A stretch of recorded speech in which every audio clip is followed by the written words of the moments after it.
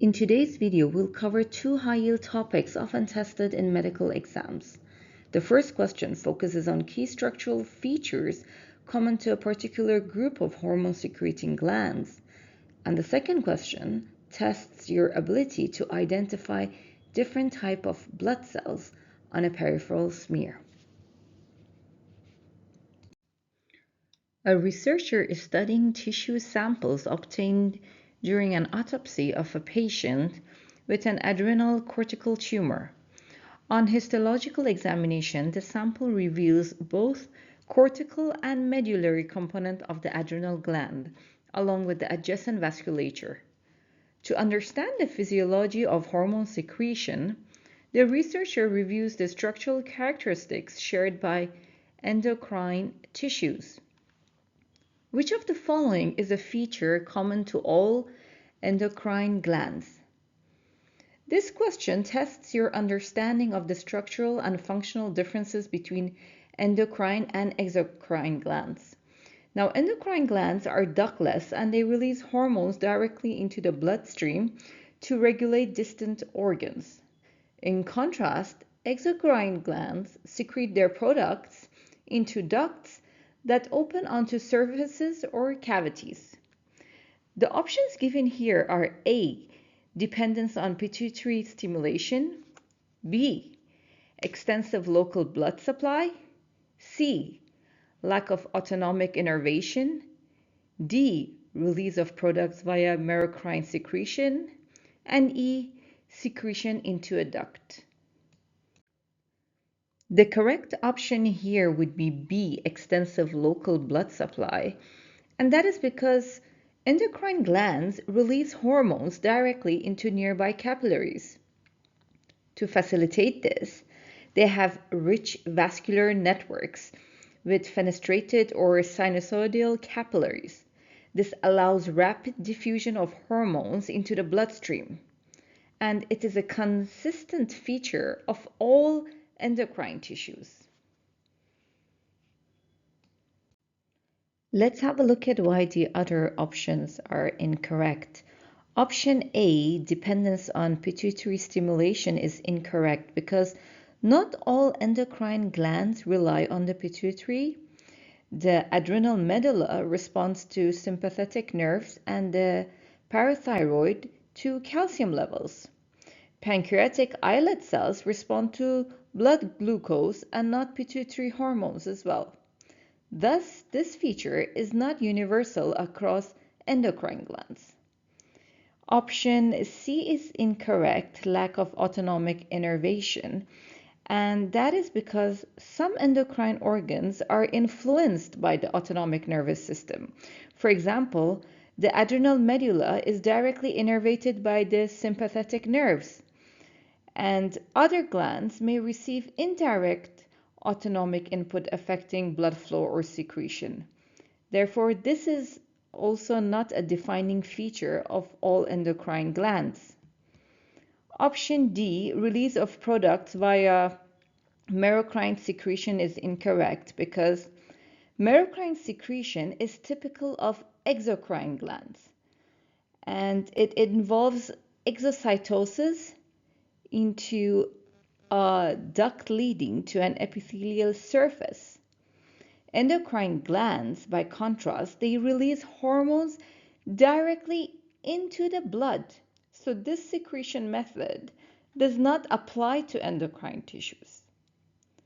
Option E is incorrect because secretion into a duct is a hallmark of exocrine glands and not endocrine ones. Endocrine glands are ductless and they rely on blood vessels to transport hormones. During a hematology lab session, a medical student examines a peripheral blood smear from a healthy 30-year-old man. While reviewing the slide under the microscope, the student identifies a nucleated white blood cell and asks the instructor about its typical proportion in a standard leukocyte differential count. Approximately what percentage of total leukocytes should this cell type represent? Now, this question tests your ability to recognize different types of white blood cells on a peripheral smear. You're expected to identify the cell visually and recall its typical proportion in a normal differential count. Understanding the morphology and relative frequency of leukocytes is essential for interpreting blood tests in clinical practice. The options given here are A, less than 1%, B, 2%, C, 5%, D, 30%, E, 60%. The correct option here would be C, 5%, and that is because the cell in the figure is a monocyte, which is a large white blood cell count with abundant pale gray cytoplasm and a kidney or horse-shaped nucleus. They are the largest leukocyte in the blood. They play a key role in phagocytosis, antigen presentation, and cytokine release. And monocytes, they account for approximately 4 to 6% of leukocytes in a normal differential count. Let's have a look at why the other options are incorrect. Option A is incorrect because less than 1% value corresponds to basophils, which are rare granulocytes. They contain large, dark basophilic granules that often obscure their multilobed nucleus. They're involved in hypersensitivity reactions and histamine release, and their normal range is roughly between 0.4% to 1% of total leukocytes. Option B is incorrect because 2% is the expected percentage for eosinophils, which have bilobed nuclei. Their cytoplasm is packed with large, bright orange-red eosinophilic granules, and they are key players in allergic responses and parasitic infections. They typically make up about 1 to 3% of the circulating white blood cells. And option D is incorrect because 30% value fits lymphocytes, which are generally small with round dome nucleus. They have a narrow rim of cytoplasm and no visible granules. They play a central role in adaptive immunity, and lymphocytes usually comprise 25% to 35% of the leukocytes.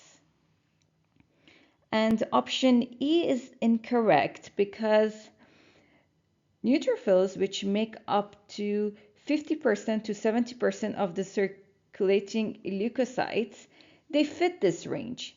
They have multilobed nuclei and fine, lightly staining cytoplasmic granules.